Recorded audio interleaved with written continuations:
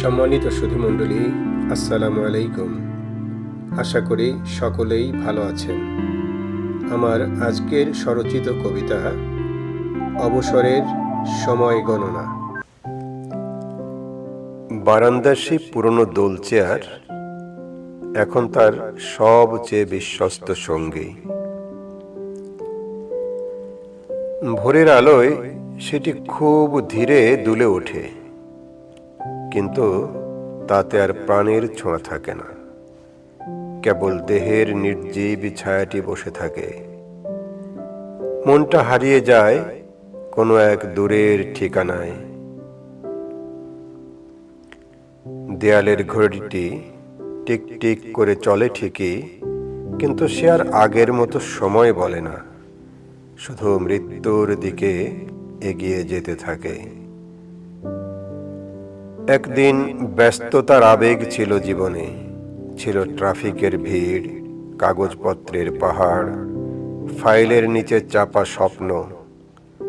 আজ সব কিছু শরতের কাশবনের মতো শুকিয়ে কাঠ হয়ে গেছে।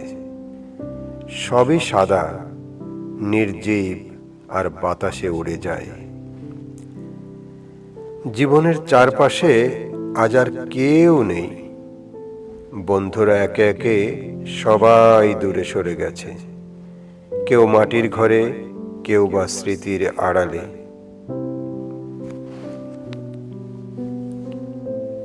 ফোনের রিং থেমে গেছে বহু আগেই।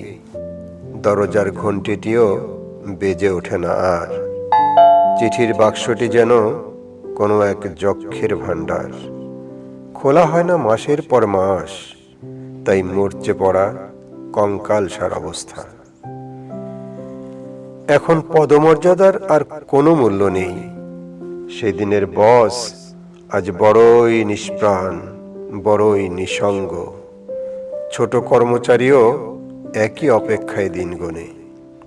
সব ভেদাভেদ শেষ হয়ে গেছে নিঃসঙ্গ সময়ে।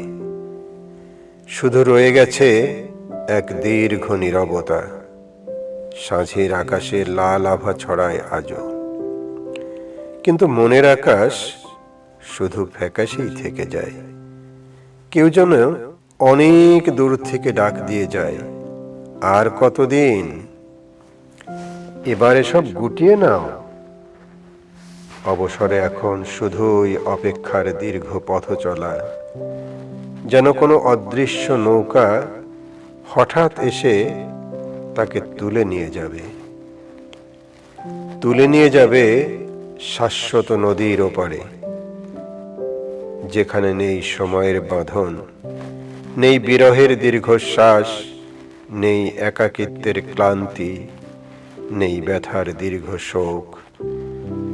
আছে শুধু মুক্তির আলো, শান্ত নীলাভ আকাশ, যেখানে ভেসে আসে পাখির অনন্ত সুরের গান, আর আত্মা পায় চিরকালের নীরব শান্তির ঠিকানা, নীরব শান্তির ঠিকানা।